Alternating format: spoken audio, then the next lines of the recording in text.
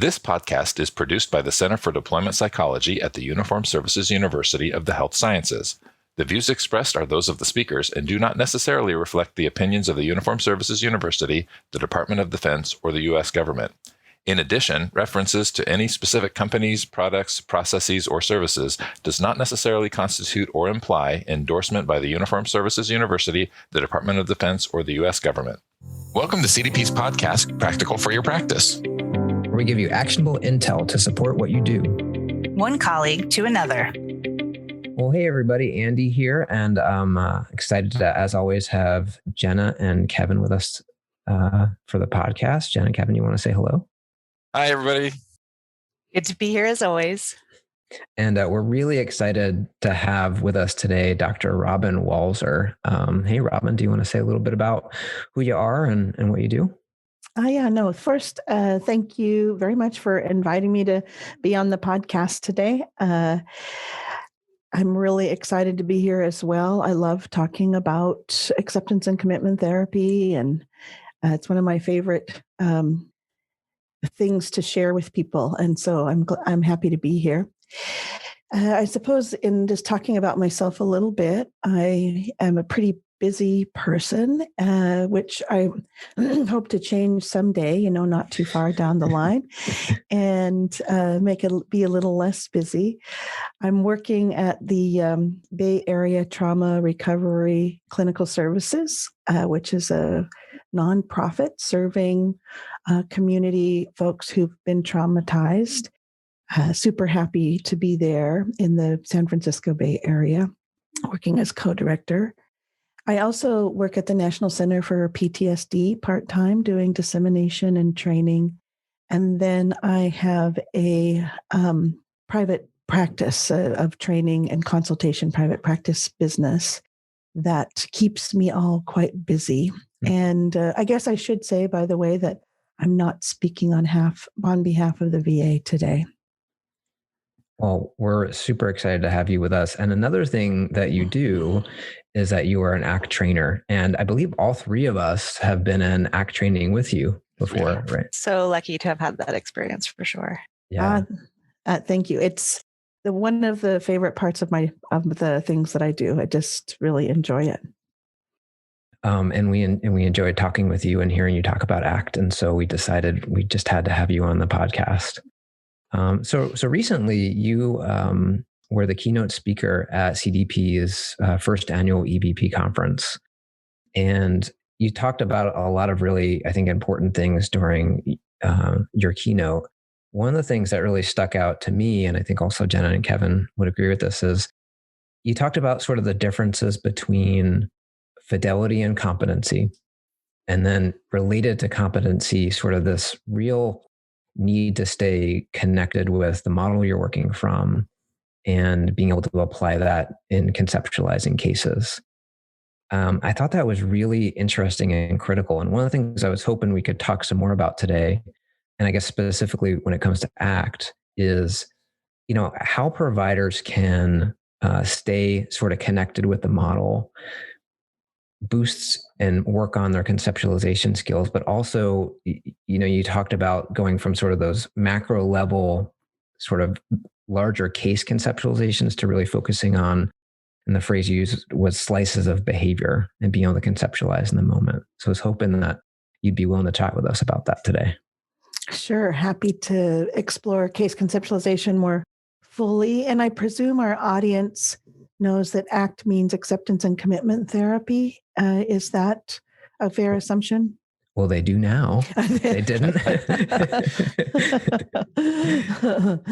I didn't know if we had said the actual name of the therapy. And no, I am appreciating that you tuned into that piece, because I think it's pretty critical in terms of how you're implementing ACT. And if you're implementing it with both fidelity and competence, that there's a piece here about how you're doing case conceptualization and remaining theoretically consistent that can be really useful in that territory.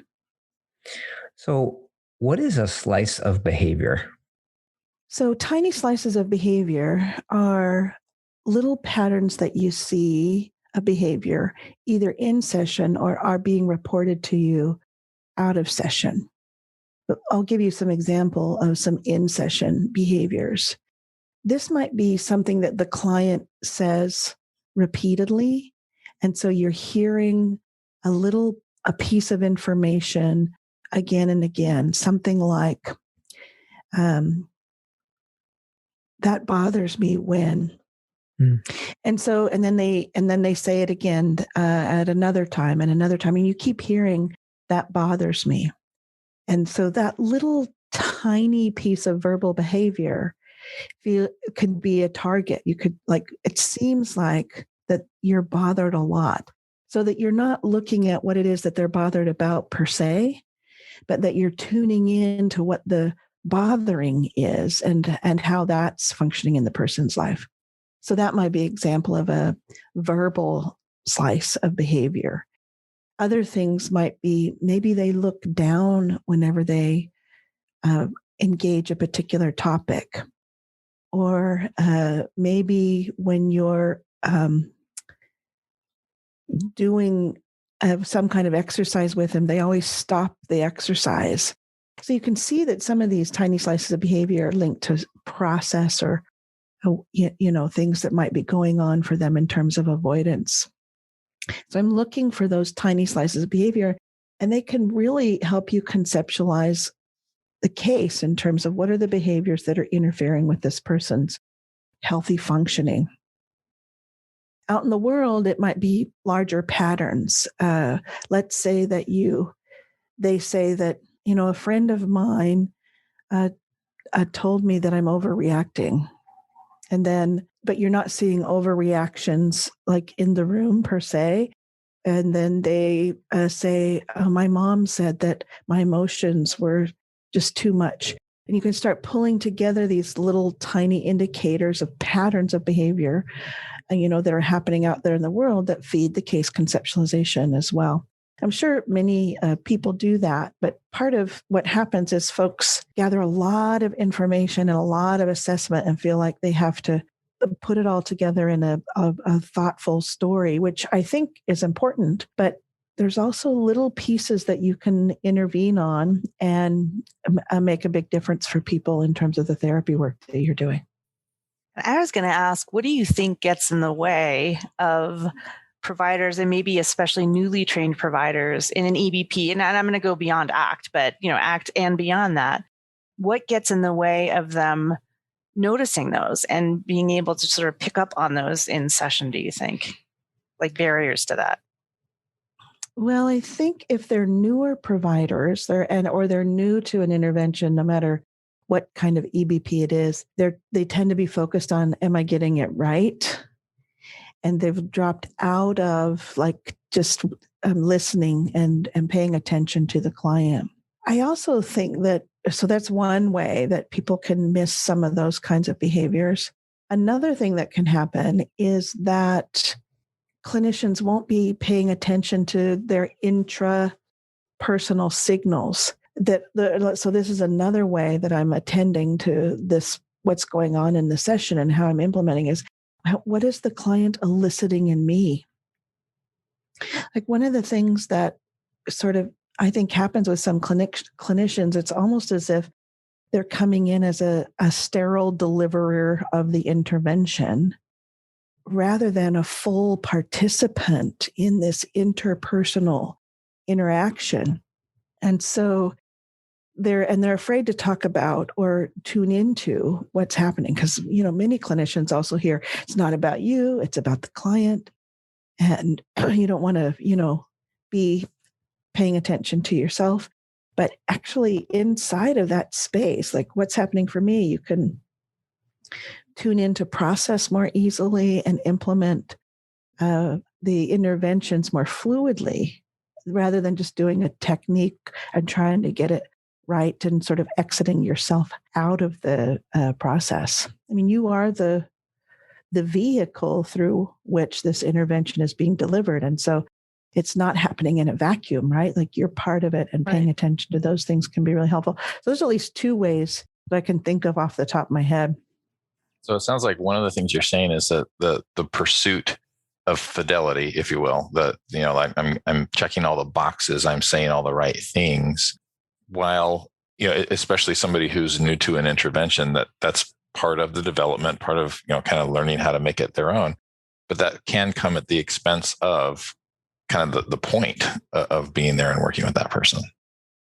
Precisely, is that the fidelity gets pushed above competency, and the techniques become the therapy rather than the therapy that uses techniques. We sometimes equate those, right? Fidelity and competence. And could you maybe say a word or two about how you see them as different? Yeah. So fidelity is, am I delivering what's in the protocol? So, protocols come in, they're structured. They have certain things that you're supposed to do.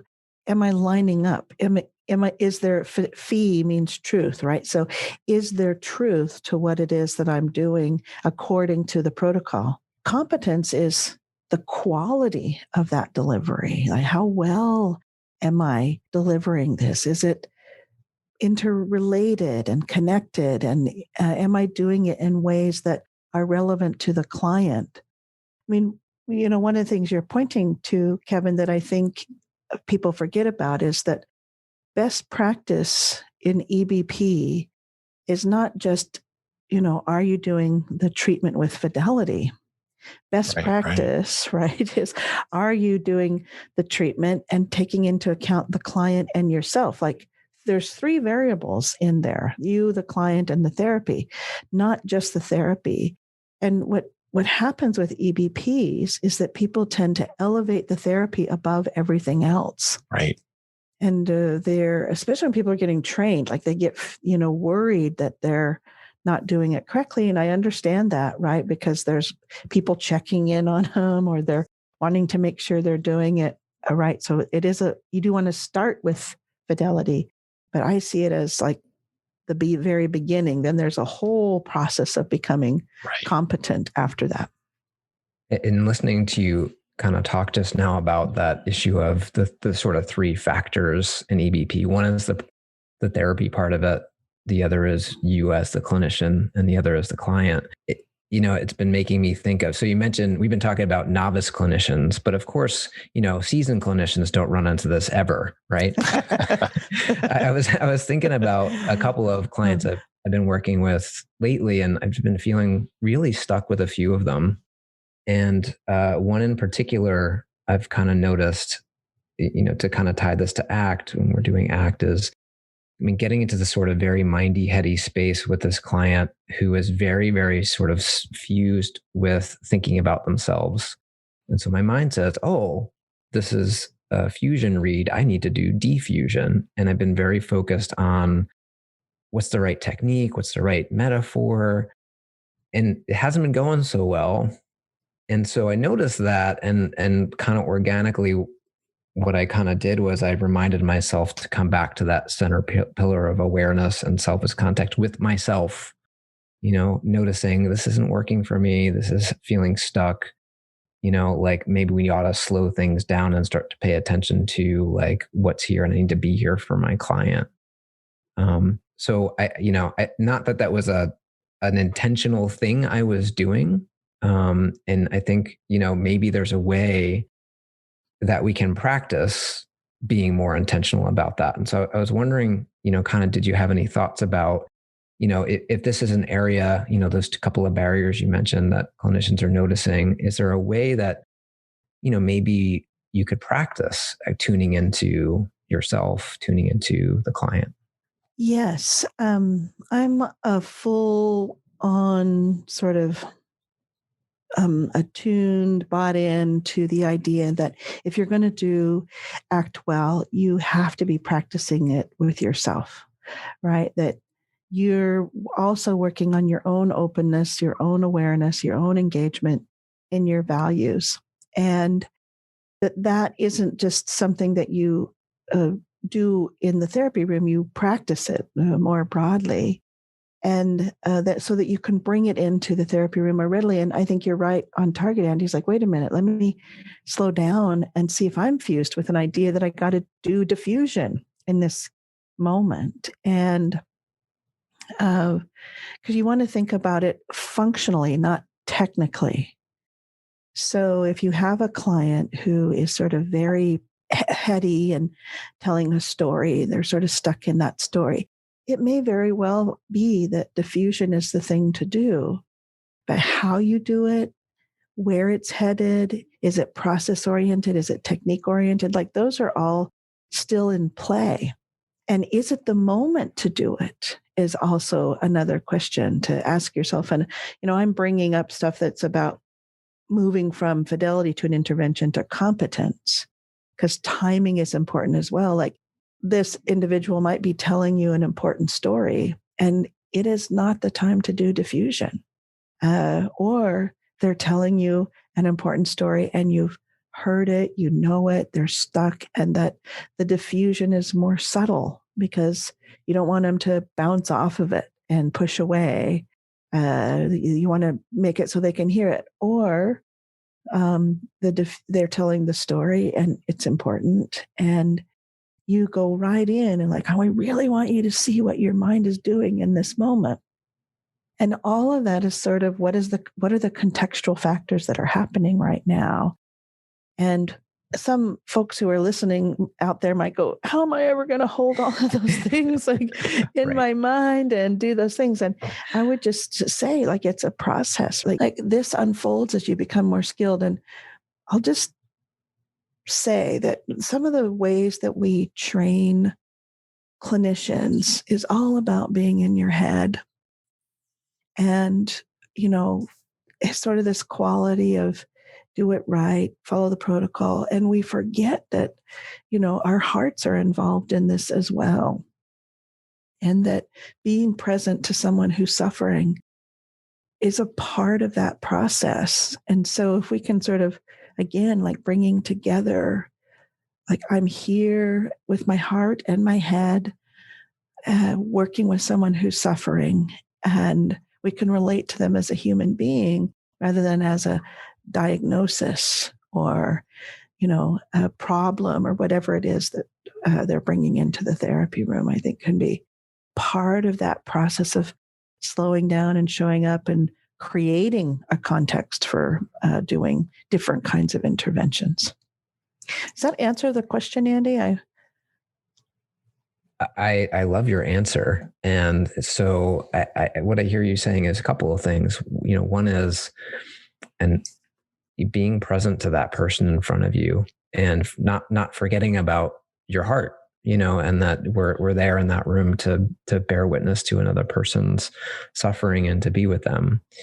So one way to maybe get reoriented back towards, kind of being in the room when you notice that you're kind of mindy and trying to figure out the right thing to do is to just come right back to just being a human being in the room with the other human being. And the other thing you mentioned was, good ACT therapists are practicing ACT on themselves. So whether that be right in the room with the client, diffusing from unhelpful thoughts. So Kirk Strassel, I heard a talk by him a couple of weeks ago, and he mentioned one of the thoughts that clinicians really get fused with is I have to help this patient, which it was really interesting, but you can see where you get stuck there. But so whether it's practicing diffusion, for example, in the room, but also, in your life outside the therapy room too. So those seem to be two really useful pieces of advice. I was just going to say, I couldn't agree more. And Kirk is just one of my favorite human beings. And so how could I, not say, yeah, that's exactly right. Like helping is a value, but it also the client has to join us in that process. I was just going to say, I was thinking as I was hearing Andy talk about that I'm one of our PE trainers. And so I talk about PE quite a bit. And we often talk about when we're trying to get that appropriate level of engagement with our clients. So we want one foot in the past and one in the present. And I was sort of thinking how as providers, it's helpful if we have like one foot in our head and one foot in our heart, that we don't have both feet in our head, and we can't be all heart either, because that's way that's way too much, right? But to be able to put that one foot, and that's a terrible foot in the heart, but you know what I'm saying. To be able to have maybe one hand on our heart and one hand on our head, maybe that's better. It's a little vulnerable though, right? Because it's so easy to just stay totally in the head, and it's when we, sort of learn to titrate how much of my heart can I let in here and still be helpful. And again, especially if one's working with somebody who's survived a trauma. I think for, again, many, especially early career therapists, it's just a lot safer to stay up here in the head. And it's kind of experience and over time allows that appropriate engagement with both of those components maybe. Right along with that, I was going to say too, we can almost watch that happen when we're doing consultation with folks. And I love that moment where, Jenna and I do consultation for PE. And so some of the folks we consult with will sometimes talk about the client that they're working with and the difficulties that they're having and the emotions that are in the room. And they'll say, but I know I was supposed to go on and say this thing, or I was supposed to start this, intervention. But it seemed like this was really important to stick with. Is that okay? And it's really gratifying. Say, I did it wrong. I did it wrong because I, attended to this thing in the moment. And it's like this growth moment, right? Where they know what the protocol says to do, but they're kind of recognizing what the purpose was, and they stuck with that, which is really great. And I'll tell them, the protocol police aren't going to come and haul you away. You actually are doing the right thing here. And it's this moment where they're recognizing, oh, wow, I didn't screw this up. I actually did it better. Yeah. Yeah. Those are beautiful moments when people can it's okay. And I can do that. Right. I mean, this is probably just a personal opinion, and I'm sure there are some folks out there who would agree with me, but the way we've moved in psychology in some ways has, I think, not helped our clients, because we've kind of followed the medical model. We're chasing after labels and making ourselves into technicians. And that is not what I signed up for.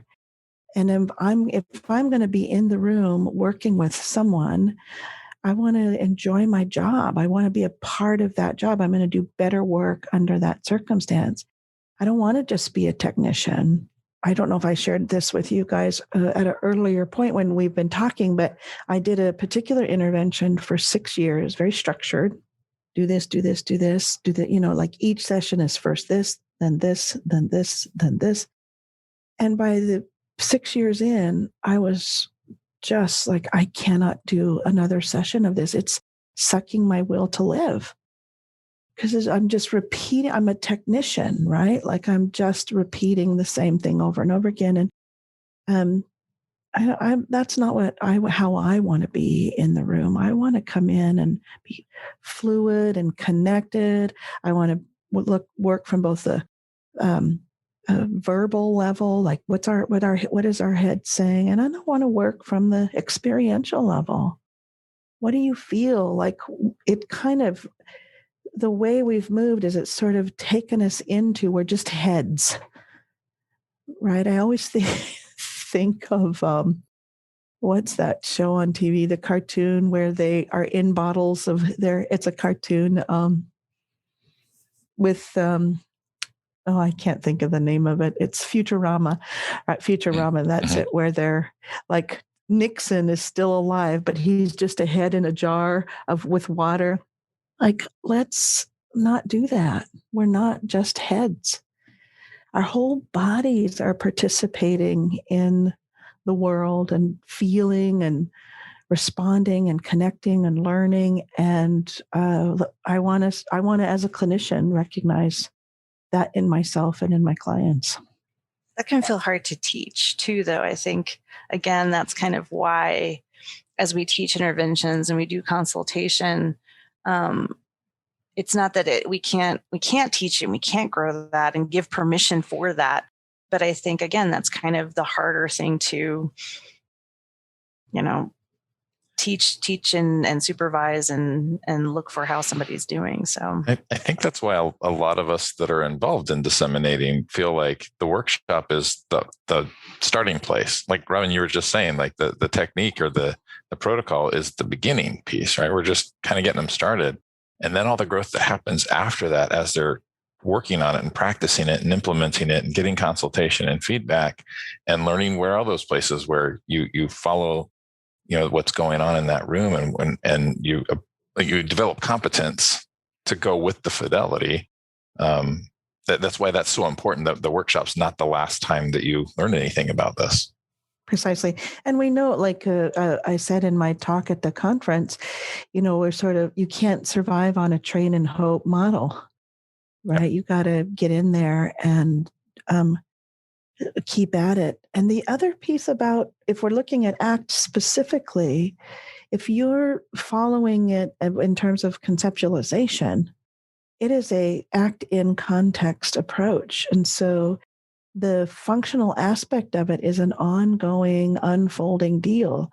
And so to assume that the protocol is going to map onto that is not going to be easy if that's where you're kind of stuck.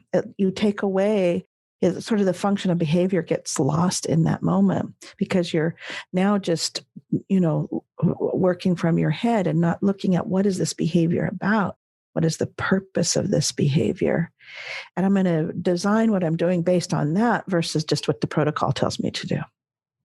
So, I'm just wondering if now, at the risk of saying something that's like asking you to give us some very simple rules to follow to then become better at conceptualizing and bring your hearts into the room. That's not what I'm after here, but curious if you have some ideas about how clinicians who want to get better at sort of organically conceptualizing cases on the fly from a functional perspective to get their sort of hearts back into the room, to sort of rediscover and reconnect with themselves and their clients when they're getting kind of up in their head and just a sort of a brain in a jar sitting across from the patient. Do you have just maybe a couple of thoughts, some actionable intel for clinicians who'd like to sort of move in that direction? Well, one of the things that comes to mind, firstly, is asking yourself on an ongoing basis, what is the purpose of this client's behavior? Like, what are they getting from it? What are the consequences? What's sustaining it? And knowing that is really going to assist with where you should go. So you want to ask that question, but you also want to ask this question: what is the purpose of my behavior? Right? Am I addressing the function or am I just doing a technique? And so if you can think as you're conceptualizing, just as another kind of thing to keep in mind is like it should be called case conceptualizing with emphasizing that ing, right? Like this is an ongoing functional analysis. It's an ongoing process, but not just of the client's behavior. It's of your behavior as well. What is the purpose of what I'm doing? That will pull you out of that technique-y oriented space because now you have to understand why you're doing diffusion in this moment instead of just I'm doing diffusion in this moment. And is that purpose taking me, and this is the second thing I would recommend, so understanding the purpose of behavior, mine and the client's, and then secondly, what's our arc of therapy? What's our trajectory? So the client has come to me and said that they're hoping for something. They want something. And after a values assessment, I'm going to, see what that thing is. And of course, we're not looking at, I want happiness, right? Because we're undermining that as a outcome. Certainly we want our clients to experience happiness, but as an arrival point, it's not going to happen. So what are the values-based things that you want in your life? And so the second thing I'm doing when I'm thinking about what is the purpose of behavior is I'm also thinking, and is it moving us in that direction? The client has noted and said that these are the things that they want to see happen in their lives. Is what I'm doing here and now linked to what's going to happen there and then? So I want to stretch that idea of what is the function across time, and is it helping the client to arrive in that space? So I want to keep the arc of where we're headed in mind as well. Now it could change but people's values don't tend to change that much. Like the specific goals might change, but I'm always sort of thinking about what is the purpose and is it linked to this thing that they've told me that they want? And if they come in and say, I want something else, okay, let's shift. But then I'm going to link what I'm doing to that thing and focus in on what's happening there. So you've got purpose of behavior and what is the arc? Are the purposes linked to that overall arc? And that'll help with your case conceptualization as well. And then just as a sort of small tip, something that you can do right away, because that's a process, what I'm talking about, right? Like that's moving towards competency, is to really recognize on the hexaflex, the 6 core processes, what are the pathological processes that align with those 6 core processes? What are the mechanisms that's getting the client stuck? And so if you're asking, well, that's sort of a purpose question too, but like if you think about fusion, avoidance, living in the past, worrying about the future, identifying just as a certain sense of yourself without, sort of seeing the broader aspects of you, out of touch with your values and not taking action or behaving impulsively. Like if you can be thinking about those things as you're, seeing the client across from you, where are there places that these processes, these pathological processes are showing up? Reminding yourself that it's not the person that's a pathology. There's behaviors that aren't working here. So I think knowing the pathological processes, the architherapy, and the purpose of behavior, like those 3 things, if you can keep working on those 3 things, I think that will really assist people in conceptualizing cases. If they want to like look at the, there's a ACT case conceptualization form in the Learning ACT 2nd edition, and practice there, right? Like practice writing things down and understanding it there. But I would say let yourself expand beyond that a little bit as well, right? Like practice, but then see if you can, maybe put the piece of paper away and just do it in your head, something like that. Are those the kinds of things you're looking for, Andy? I hope they don't feel too ephemeral. No, I think that sounds great. You gave some very sort of straightforward practical advice. One is to sort of continually ask yourself, what is the purpose of the client's behavior and what is the purpose of my behavior? Second, really thinking about what the client's asked of you, what their values are, what is it they want to work towards. And once you've kind of gotten a sense of purpose, is what we're doing now linked to that? Is that moving us in that direction? And that third part, really doing your homework and understanding the hexaflex and not just the, psychological flexibility processes, but the psychological inflexibility processes, and getting better at maybe recognizing, okay, well, if we're not moving in a direction of what the client values, which of these processes might be in the room, and get better at sort of noticing and targeting that and doing that with either a conceptualization form, but once you've kind of internalized some of those ideas, just doing that kind of on the fly. So I think those are really very useful pieces of advice. Yeah, no, well said. Well, you said it. I just summarized it. That's why we have Andy on this really good summarizer. That was really good.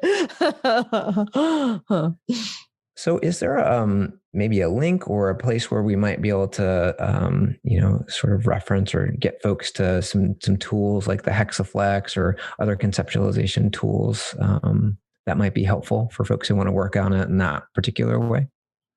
Well, so I definitely think that folks can look on contextualscience.org, which is the ACBS organization, Association of Contextual and Behavioral Science, which houses ACT. And there's lots of materials on that website. And you can just search up case conceptualization and you'll find a number of different kinds of just ready-made tools that can assist with part of that.